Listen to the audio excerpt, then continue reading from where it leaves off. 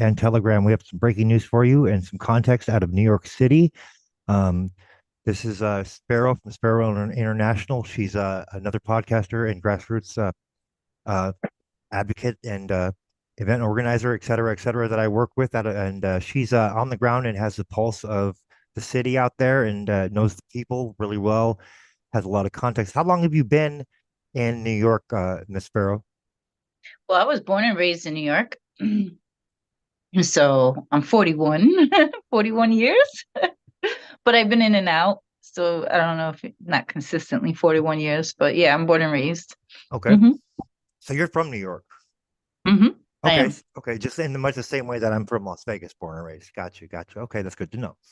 So we are now live on Telegram as well, and everything else. So we're good to go. So I want you to tell our viewers what you told me last week, because I think they're missing important context about the whole Letitia James angle and what's really going on in our country. And I think if they were fully informed about what you're about to tell them, I think it would connect a lot of dots for people, and they would start to understand what's really going on, the dynamic of it anyway. Well, to be clear, I don't think Letitia James herself has an angle, but I believe sometimes Black people, especially when we're fighting for human rights and fighting against injustice that was done to us, and then when we have an opportunity to seize justice, sometimes those opportunities can be more oppressive in its approach towards us in the long run. And what I was saying was that we don't realize by condemning Trump for the things he's said and how he said it, you know, Trump is technically, I always tell people, and I say this as a cross cultural understanding, he's what you would call the white trash mm, of white America, right? Like that's what he represents to a lot of people, the white trash, like, oh, he's trashy. And then but in African American, a lot of people don't realize that a lot of these Black leaders that are coming up, especially in New York City, are not African American in descent. They're Really? actually, yes, so they're actually either African, Caribbean, or in descent. And so their roots, they don't have the same roots and this loyalty towards that idealism of code switching and etc. Like we in Black culture we call that Uncle Toms, right? People who celebrate want to be white and instead of appreciating who they are. And one of the Gotcha. big about the Black culture is that in African American culture, a lot of our cultural slang and cultural dress and cultural stuff has become criminalized. It's the stereotypes is what's been used against a lot of the African American communities to keep them oppressed, keep them disproportionately jailed, keep them in positions of poverty and etc. And this is due to the fact that we don't accept what's different. We don't accept what we deem as the negative side or anything else. And I always say that the African American culture is like the Alabama of the Americans. Like we were created through the combination of slavery and the influence of everyone else's cultural influence on us. So we took bits and pieces of all the cultures and created our own culture out of it. And what was born of it was hip hop and all these other things. So if we condemn Trump for what he says and how he says it, we don't realize that as an African American culture, we are oppressing ourselves so that when the time comes and we're not coming up because of the way we sound or how we talk and our cultural differences, and when we go to make it about racism, now it's no longer about racism because they allowed us to condemn a white man for the same reasons. You have a And very valid point. You absolutely 100%. I agree with you on that. Like, I mean, does not the definition of racism by definition mean um it's when you are being biased and you're discriminating against any culture, any group of people, any ethnic group of people, it doesn't matter what yours is or not, it's considered racism, is it not? well, yes, and what you're doing is you're in any society when you want to create an oppressed demographics of individuals. Like let's say, let's go to Europe and when England took over Ireland, they criminalized the cultural The cultural stuff like wearing kilts was illegal, stuff like that. So that they transfer that same criminalization here. And now it's just in modern day, we call it, racism, we call it reverse racism, we call it discrimination. But in those days, it was just really what it was. It was conquering. And then Trump got condemned for inflating his value. And what a lot of people don't realize is a lot of the African American culture was encouraged when the child tax credit became a big thing. They were encouraged due to the fact that they're low income, they don't make any money on the books. They were encouraged to um, claim X amount of taxes that won't hurt them too much, just so they qualify for the child tax credit. And that was, and as a single woman of color, and the fact that I receive veteran benefits, which is untaxable, which makes receiving tax benefits very difficult for me unless I claim certain income. When I go to claim my incomes, I am encouraged by other tax CPAs to do this, by accountants to do this so that they can maximize their money off of, their accounting and get me the best, because they get to sell the fact that they got X amount of money and a maximum money for their services to this individual. So we don't realize by condemning Trump in these areas, we're actually condemning ourselves, and they're using a white man to do it. So that this way, that gives them permission to come after us indiscriminately.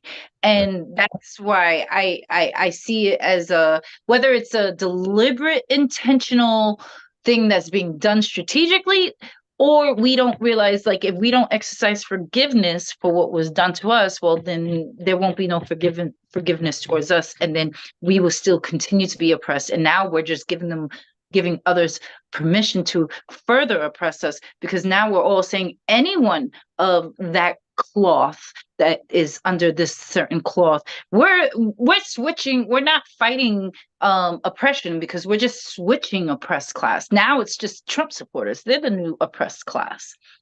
No, that's so true. I mean, I agree with you 100%.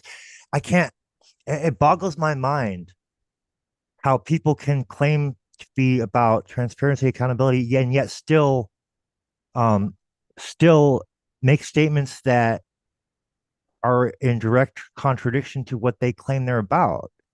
How can you make an informed decision if you don't have all the information, right? Mm-hmm. And then we're focusing so much on, I purposely curse, I purposely code switch, I do it all on purpose, because I want people, a lot of people who know me know that I'm genuine about my movement. They know I'm genuinely educated, and my intentions mean well. So no matter what comes out my mouth, they know I have good intentions regardless. Right. And Same that, here for the most part, except for some people. But anyways, I'm working on that.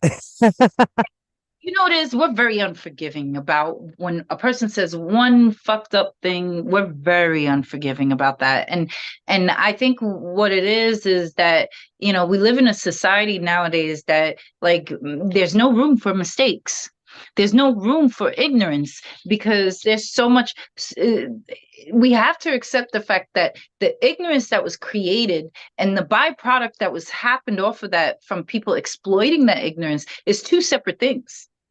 You got those who exploit the ignorance, have done horrendous things to other people that needs to be addressed. And then you got the people who were kept deliberately ignorant, so that this way that exploitation can further have power and stuff and everything.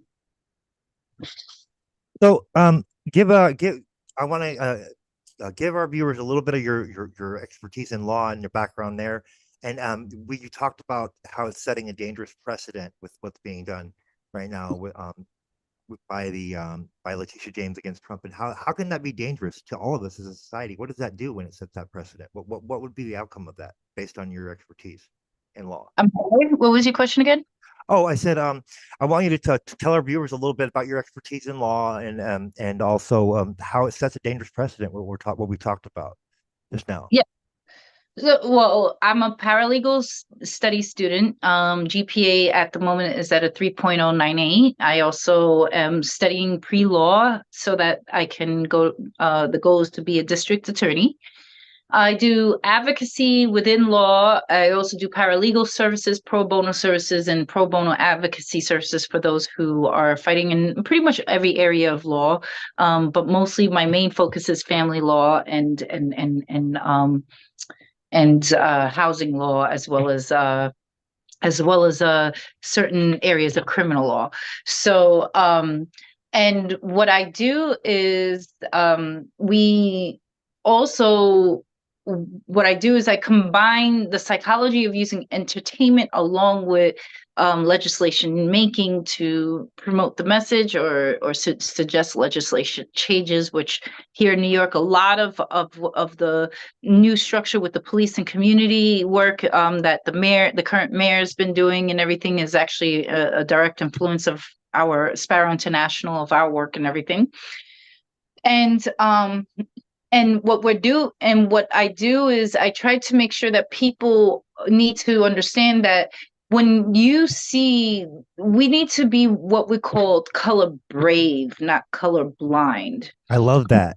I love that. Color Brave. That's brilliant. Did you come up with that on your own? Because that's awesome. I love the way you spun it. Was actually TED Talks. I got that from a young lady who was a human rights lawyer for international law, and she was on TED Talks, and her job was to advocate against girls doing underage marriages because they were Okay. being sold to husbands in Afghanistan and other countries like that.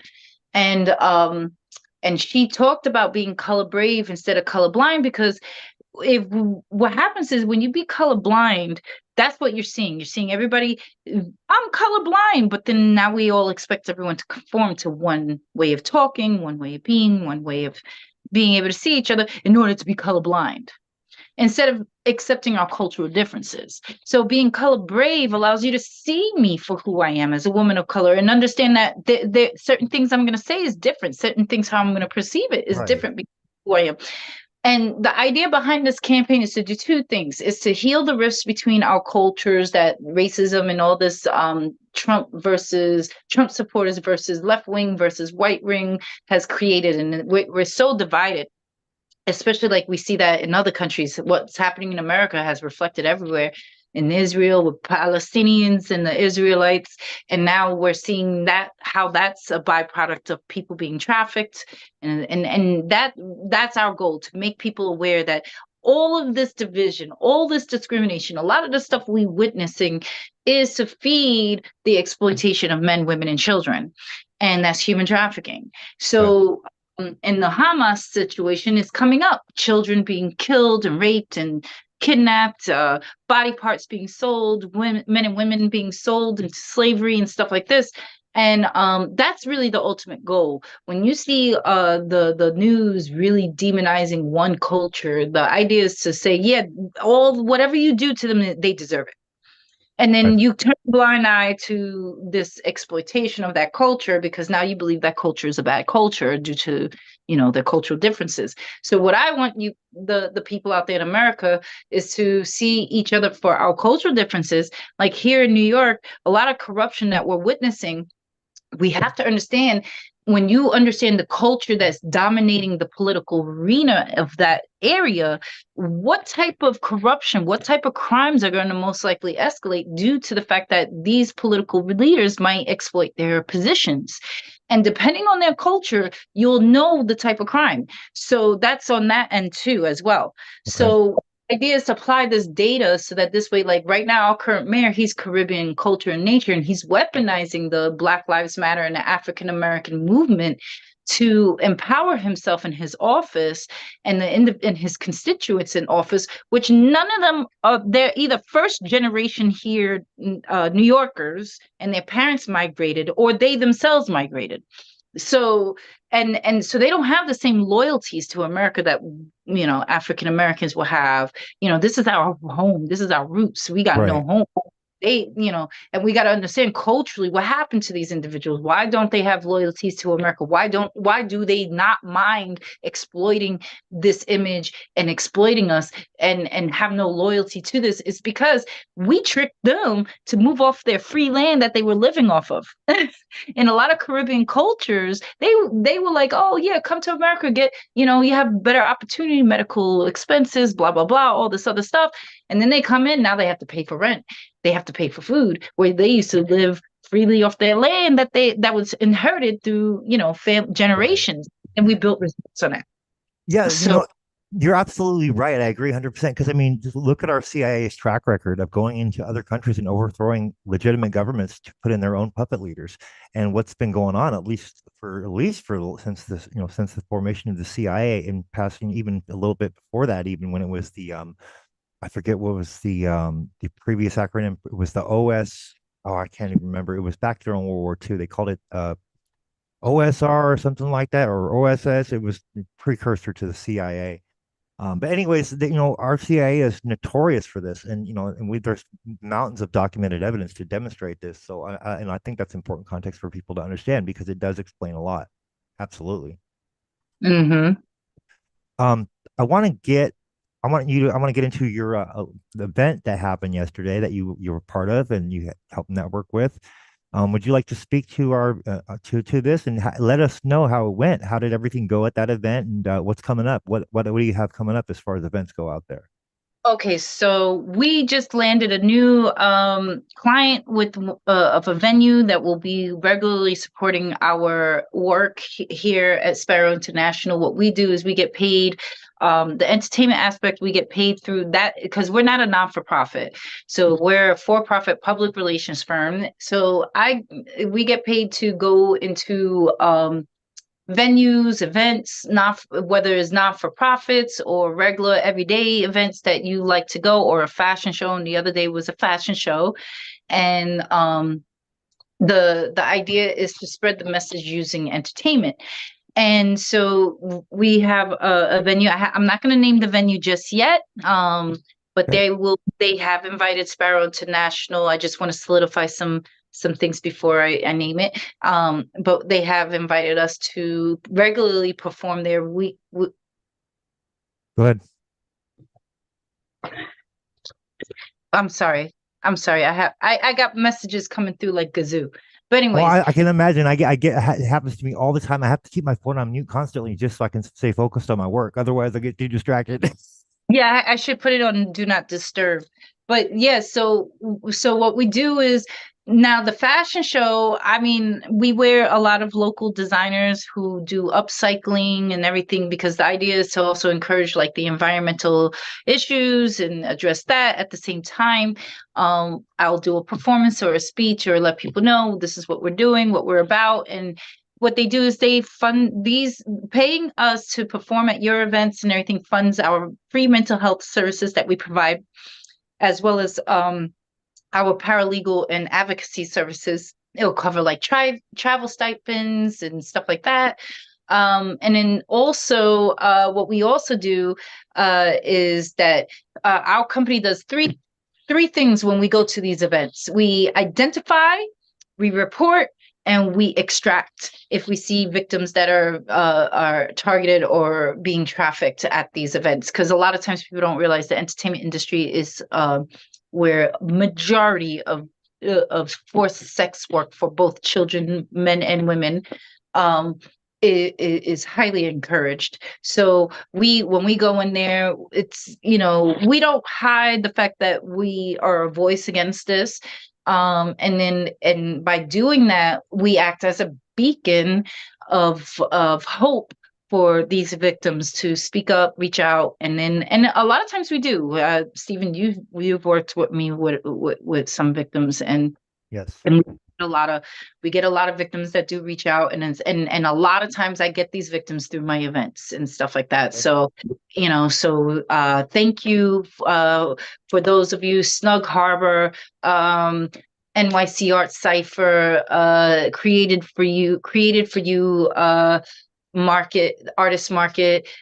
These are the individuals who have hired us and supported us, and I have been able to identify victims that were working under them, that they weren't the traffickers, but through the fact that these victims are forced to go to their organizations to buy their traffickers, I was able to identify some victims through them and help extract them and report their circumstances. and Okay. and we're and what we do is we also provide a safe platform for models and entertainers to come and do their thing and express their work, and also spreading the message so that this way we can just Yeah. we could just have fun and everything. That's brilliant. No, I love your strategy and your approach to it, because in much the same way, I think we have that in common. Like I've shared with you, the music uh podcast that I'm planning on doing here in the near future, that I'm going to launch soon, and I'm going to be doing covers and some original songs as well. I'm a musician, and I'm been in the entertainment arts since high school myself. So I think that is our best approach. 100%. I agree. Um, so the fashion show event you had the other day, that was this one right here that I have highlighted, correct? Yes. Okay. Uh-huh. Would you like to read what I have highlighted for our viewers, so they can know it, for those that are listening only via audio or aren't looking at the video feed, or multitasking? I think they need to know. Um, it's a conversation for funders on reforms for disaster assistance, facts, fact sheet on art and culture, helping people before, during, and after disasters, 2024, resilient nation, partnership from careers at FEMA and Homeland Security. Oh, wow. Yeah. So, yeah, that's pretty much, you worded so prettily. Thank you. Thank you. Thank you. I'm glad I was able to help you get your event page up and running, and things going so fast for you like that, because that's what's my field of expertise, is the IT field. I've been doing this for 24 plus years, since 98 at least. Yes. I'm gonna have to go soon, but what I wanted to do is encourage everyone, ladies and gentlemen. What we're doing right now is we're focusing on certain areas of land to purchase as a company, and what we want to do is with that land is create safe houses for individuals to come. They will be able to escape their traffic situation as well as heal from it while they get to report. The idea is to act as both a safe house and a witness protection program for for whistleblowers and etc. I So love that. That's so brilliant. And you're doing such a great job. And from what I've seen, just knowing you in the last year and a half, for those that don't know, I met Mrs. Sparrow like almost right after the attempted hijacking of my News4us.World, back in, I think, beginning of November of 2022 is when that happened. So we kind of just touched base and started working together almost directly after that, because I remember when we first spoke, I told you about what had happened, and and you had mentioned that you had very similar experiences yourself with infiltrators and stuff. So that's important to know. yes, thank you. And yes, and we worked very hard on just trying to get this going. I've had infiltrators too. I've had people to try to hijack my company, and I put it out there. Everyone's information is safe and protected. What I put out there is that people who try to infiltrate, it's because they know this is something that's valuable. They know it's worth their time, their effort, and thank you for even though it wasn't always positive intentions, but thank you for the time and effort to even try to invest yourself into my company, even if it wasn't with good intentions, because it's worth it. Right, right. No, I feel much the same way. Like with the work I'm doing, it's like, if they're coming at me as hard as they are, and I'm being targeted like I am, and not just physically or verbally, or even people talking shit, but like I mean, I have to deal with hackers on a day-to-day basis trying to infiltrate my stuff. And people think that I'm just like saying it, and I'm exaggerating when I talk about these things on the air, but I'm not exaggerating at all. Unless I have something value, I don't speak unless I have evidence to back it up, one, or personal experience to back it up. And unless I have those, I don't normally like to speak, unless, of course, I'm just giving my opinion. But that's usually I always state that. So Yes. I want people to understand that's a big reason why I haven't spoken a lot at the school Well, board meetings, because I have if I have something important to say, I'm going to make sure I have evidence, proof, and personal experience to back it up. yes. The work that you do, Stephen, is amazing. I've watched you do your thing and you're very consistent.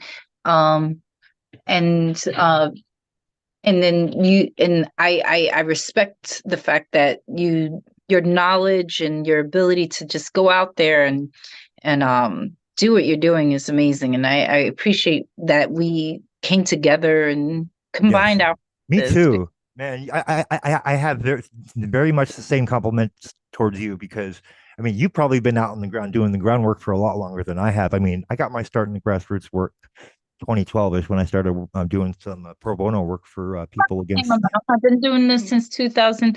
If you count when I started the business with my husband in 2008, 2009, the idea was to create a company that will help the community and feed back into the community. But the idea at the time, how we was playing with that idea of how we started off doing fundraisers, school fundraisers, Christmas toy drives and stuff like that, small little things. And then we went from there to providing food. White Castle one time donated over 2,000 White Castle burgers. So we I donated love that White Castle. They got some bomb ass sliders, don't they? to the community. So yeah, we was able to. And then when he passed, um, the way the business transformed was initially was a way to protect my stepdaughter from her mother and my kids and myself from my mother. And the idea was it was originally self-serving. And it's funny how God does that to you.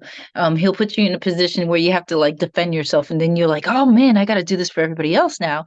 And what happened was I was like, all right, if I put it out there that I'm working for the police and the community, they'll leave me alone. There you go. And I went out there and I started throwing events with the police. And I believed in this vision of when Michael Brown was first murdered. But I had someone attack me at a printing company where I was trying to print the flyers for this. Originally was pro movement, and he just attacked me horribly and it scared the shit out of me. So I was afraid to do this. And then my husband kept telling me, go back out there, do it, don't be afraid. But I was so scared because when I kept saying uniting police and community, I kept getting accused by my brothers and sisters in the community as like a police lover, a supporter, and in the Black community, that's like that's like an Right, insult. right. So what happened was I was like, no, this is because they're, New York, especially out here in New York, a lot of our police force is no longer majority white anymore. It's Black police officers, is Latino police officers. So, we're now you're going to make our Black officers and our Latino officers pay for the price of what these white officers were doing to us in our community. And what they're doing is make us not trust our protectors. And then these people are infiltrators. They're not cops. A lot of, ladies and gentlemen, you need to understand, and I'm going to leave with this note: what you were witnessing with the disproportionately killing and jailing of the Black and brown community was organ trafficking. Oh These wow. these cops would kill, these Black young men because they were strong. You notice they were always healthy, strong, young, strapping young men. And that was and what you don't know is there's nothing that counts and holds the organs accountable. You go to the morgue, you could pay the mortician to get the organs, to buy the organs and whatnot, and then sell them on the black market. So, and everyone assumes that the organs just got, burnt with the rest of the stuff. So Right. that's what happens. And a lot of people don't understand this is what you're seeing. So a lot of these divisions that you're seeing in these areas of corruptions are individuals who are infiltrators who infiltrated these positions of powers, whether it was the police force or our political parties and etc. And the list goes on and on, from social work services to, it's as it is above, as it is below, right? And even the courts, even some of the civil courts. Yes, in our court systems, our police force, even our medical system, these infiltrators deliberately got the jobs with the intent. A lot of these people are victims themselves who were trafficked as children, grew up in this business, and then they were trained to get these jobs with the intent to traffic and further the family business. So that's really what you're seeing. So Gotcha.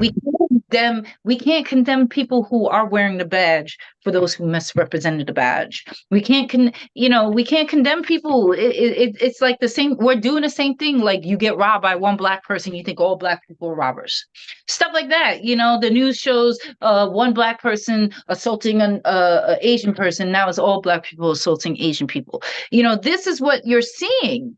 And that's why that's what the division. And then I'm gonna be honest with you, in the mainstream business, you're all seeing it coming down. You're seeing all these famous rap artists and these famous people coming down for trafficking. So now you got to understand the news reporters, we haven't even touched on those people yet. Yep. Oh, what am I saying? I'm saying they're the ones who are purchasing the people who are being trafficked.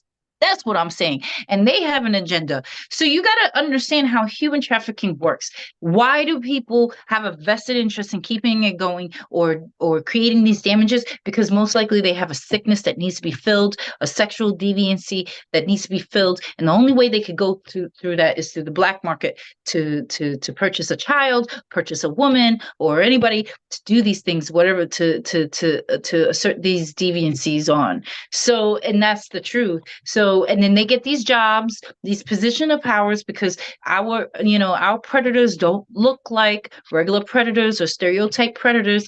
You know, our predators look like charismatic, beautiful people, or awesome people you trust, people that you think is awesome. Meanwhile, they're really, their job is to win your trust so they can have your kids or have you. So we need to understand why this is happening. And I want us to unite, coming together, to, despite what our differences. Whether you're a Trump supporter, I believe you deserve an equal opportunity. Whether you're not a Trump supporter, I believe you deserve an equal opportunity. And the Trump Here, supporters, I here. believe deserve a platform to safely say what you want to say about supporting Trump.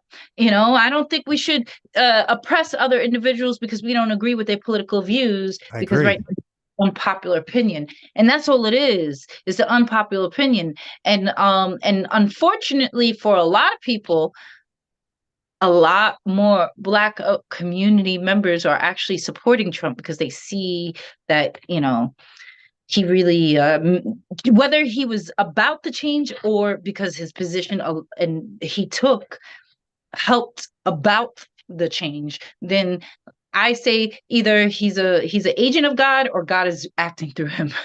One or the other.